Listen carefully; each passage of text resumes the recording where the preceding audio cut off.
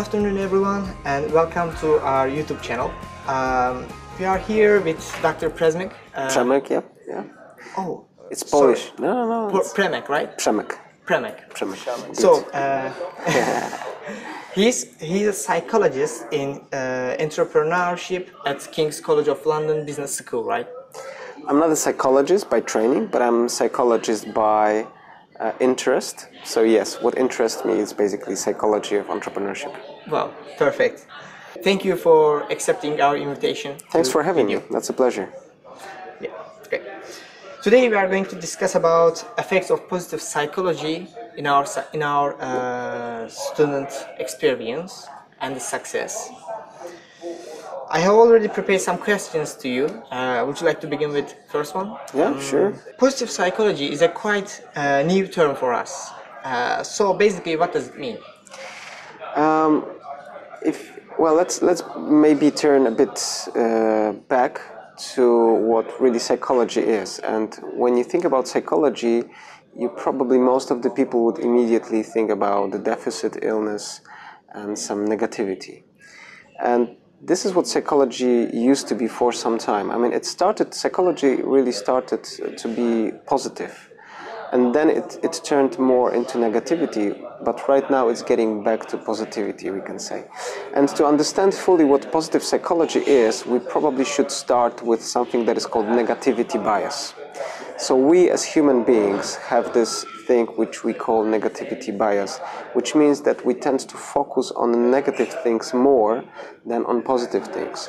The reason for that was basically evolution process, and it was to ensure survival, because human beings used to operate in a very difficult conditions, and the first thing that they needed to ensure was survival. So they needed to protect against animals, they needed to protect against cold weather, rain, etc., etc. That's why we are focusing on the negative. Exactly. Even not long time ago, people need to focus on negative things because there was war, so you need to protect yourself against war activities. But right now, when we live in peaceful times, this negativity bias isn't so useful any longer, right? So instead of being a useful tool, it becomes more of a burden for us, because if we focus on negativity right now, that sort of limits our growth opportunities, growth possibilities. For that reason, at the end of 1980s, a president of American Psychological Society, Martin Seligman, created, let's say, this movement of positive psychology. And what it is basically letting people become fully functioning and flourishing, as they call it. Flourishing is one of the keywords in positive psychology. So instead of focusing on the illness and deficit and asking a question how to bring people from that deficit, we ask a question on how to make people who are doing well do even better and become thriving and become flourishing. Yeah. This is what positive psychology is about. Yeah, it's great. Okay, my next question is, what's the effect of our psychological well-being on our success? I mean, maybe it's a very common question. Maybe it's coming for you, that success and well-being. Okay, it's not actually. I mean, most of the people would ask the question otherwise. So what is the effect of success on well-being? And I like the way the question is framed.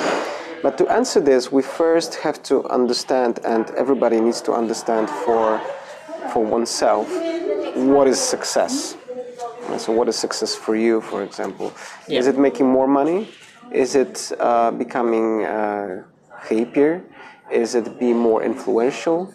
Is it having power? Is it having a big family?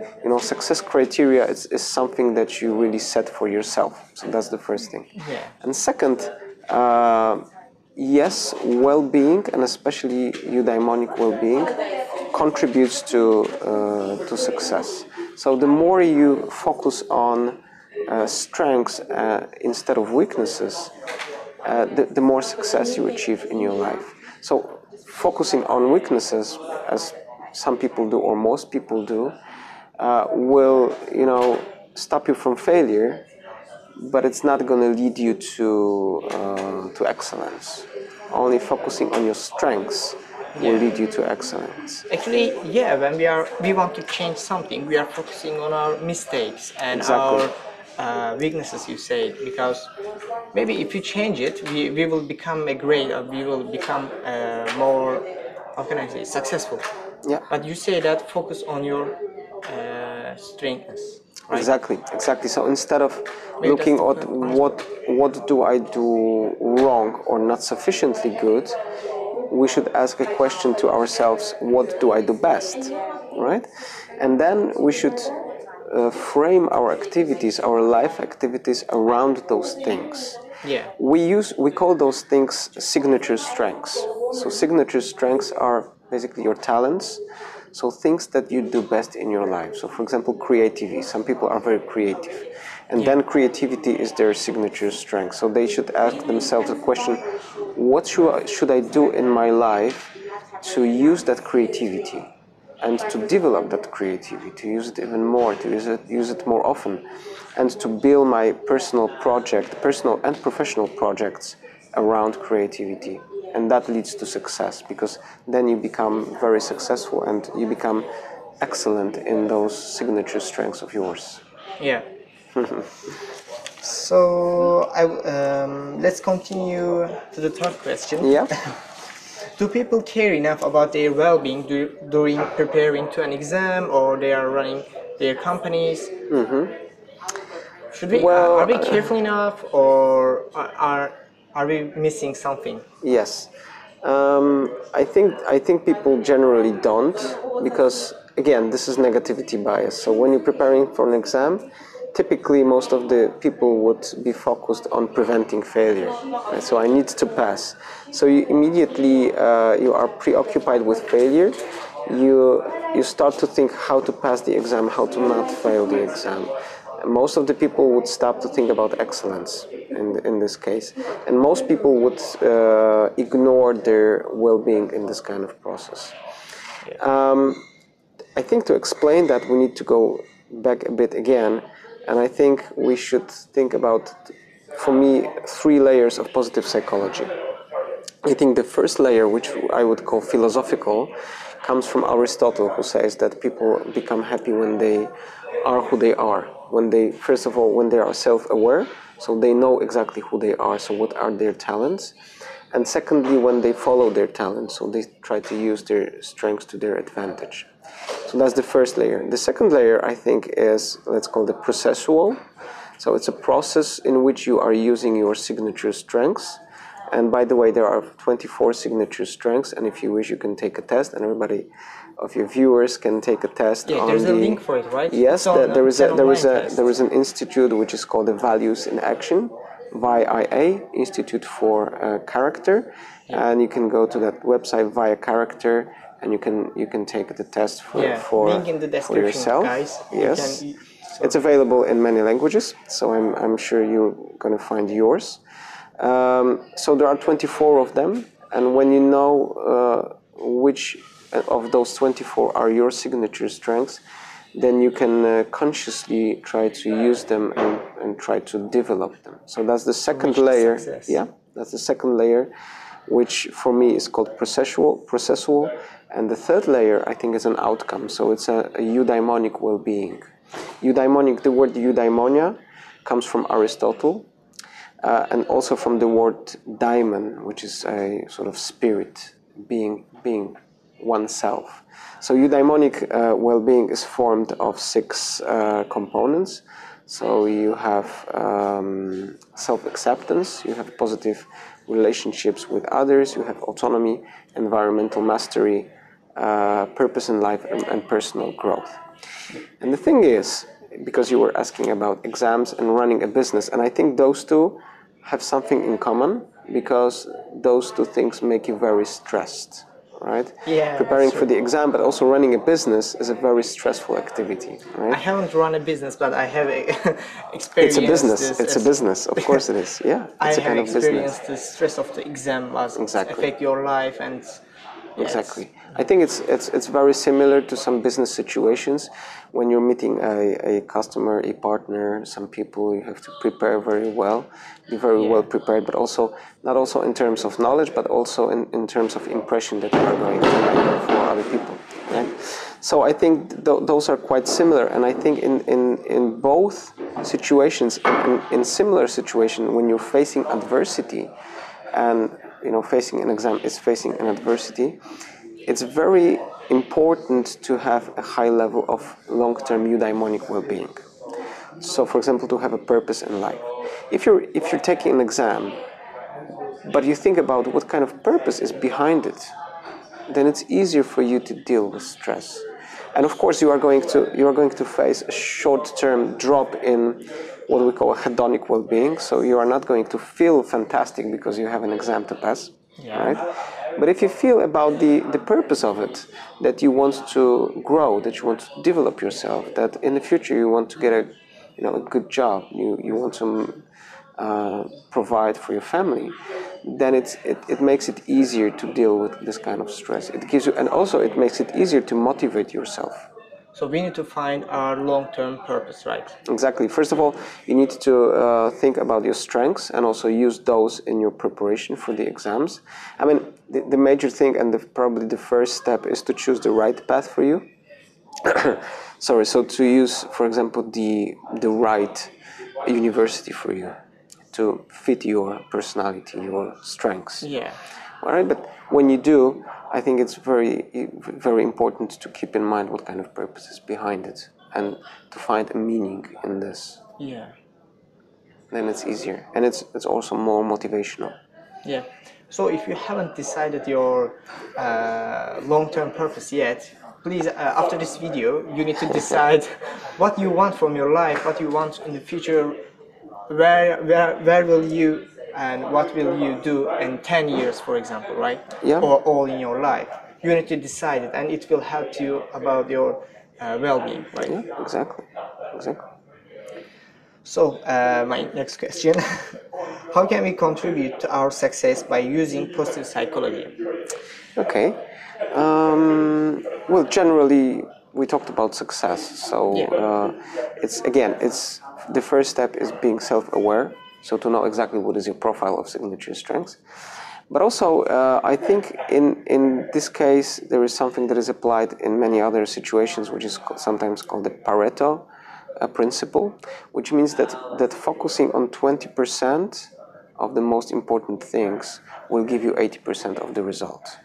Right, so you need to define that 20% of the things that you want to focus on, and those 20% should be your strengths, your signature strengths.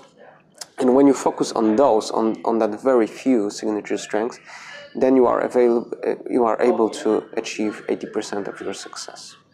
So forget about that 80% that you are not good at. Focus on that 20% that you are best at. Yeah, our best things, best abilities. Yeah, exactly. And of course, there are some practical ways to do this, but you have to remember, and everybody has to remember, that everybody has a set of talents. Right? There are no people who are not talented. Of course, everybody's talents are different, and that's why it's critical to first be self-aware. Actually, I want to add some point on it. I heard from lots of people that they are saying, I don't have a talent. For example, I'm not good at math, and I'm not good at school and other stuff, or I'm not good at sports, and they start to think that they are not good at anything, or they don't have any ability. So how they can find these abilities, the best things in their life? I mean, it really depends on the context. I think probably the first, you probably need some guidance. Young people need some guidance, especially when they're at school, at high school. And I think the first people that should help you and are able to help you are your parents, because they know you very well. So the parents, I think, and for me as a parent myself, I think it's very important to watch my kids and to define what they're good at, right? Yeah. And in the early ages to guide them, to show them their abilities, to expand those abilities. Secondly, and that depends on the context, is the use of some professional advisors. I think this country, UK, is very good at doing this. They have a lot of possibilities, a lot of professional advisors available who will tell them, who will do the test with them, psychological test, and who will tell them the profiles, their talents, their abilities, and will be able to guide them a bit. But also it should be some kind of, let's call it self-guidance. So reading about talents, maybe taking the test on that website, Values in Action, and maybe identifying your talents and following them. Yeah. So, my final question is, what's the most astonishing that you have discovered about psychology during your studies in hindsight? Okay. Well, I've been doing this for not for a long time, for just let's say a couple of years. I've been interested in positive psychology. Yeah. I think the what is astonishing about it is that it's very positive in terms that it gives a lot of hope and optimism. And I think what is really good to understand is that happiness is not something that just happens to you. It's not something that happens by coincidence. Happiness is something that you have to work on. I mean, it's challenging because you have to work on it. However, on the other hand, it's something that depends on you. So you can make yourself happy by consciously working on it. That's the first thing. And the other thing that I already mentioned is that you are able to frame your life in a way that will be protective of short-term unhappiness. So even if you suffer from pain, from illness, from some bad things in your life, if you make your life complete in terms of those 6 dimensions, 6 components that I mentioned, self-acceptance, positive relations with others, environmental mastery, autonomy, purpose in life, and growth, then you are able to be resilient, which means to be able to bounce back from adversity, right? So it will not get you. You will not be, you will not suffer that much as if you didn't have this kind of background that will support you. And I think those 2 things are very optimistic because, happiness is possible if you work on it. Yeah. It doesn't come from anywhere else. Exactly. We need to find it. We need to search for it. Exactly. I mean, the people around you are very important, especially your parents, and then probably your partner, your kids are very important in making you happy. However, what is important is that you have, one of the components is environmental mastery. And environmental mastery is the ability to, first of all, to find yourself a good environment. So, for example, if you're not happy at work because maybe, other people are not supporting you sufficiently, then environmental mastery means that you are able to stop it and to maybe to look for another job. Right? So again, make some changes in your life. Make some changes, and also if you create your environment, you are able to adjust your environment to fit your needs. Yeah. Right. So you are proactive in this kind of process. You are not just, sorry for the academic language, you are not just reactive, which means that you are accepting what's there, but also you're able to frame, to change the environment around you. Yeah.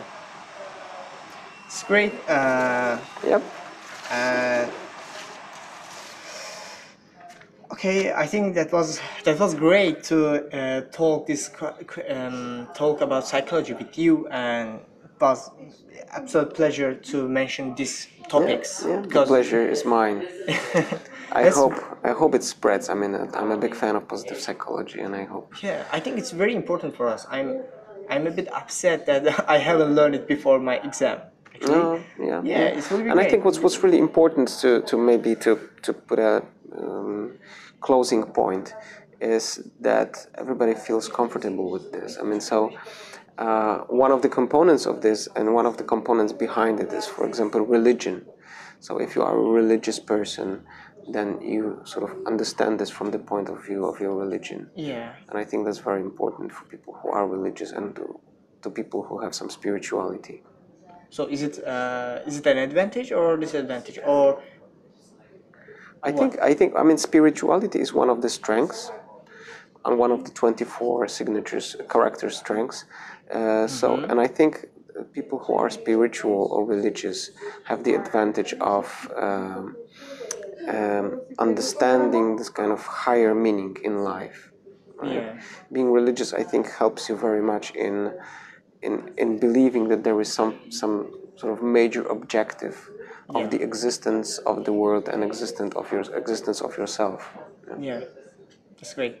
Yeah. And yeah, it's been a lovely conversation, and I hope it won't be the last. Yeah, yeah, sure. Why not? Absolutely. So The pleasure was mine. Thanks very much. do not forget to take the test at the link in the description, and have a nice day, and see you later. See you. Bye bye.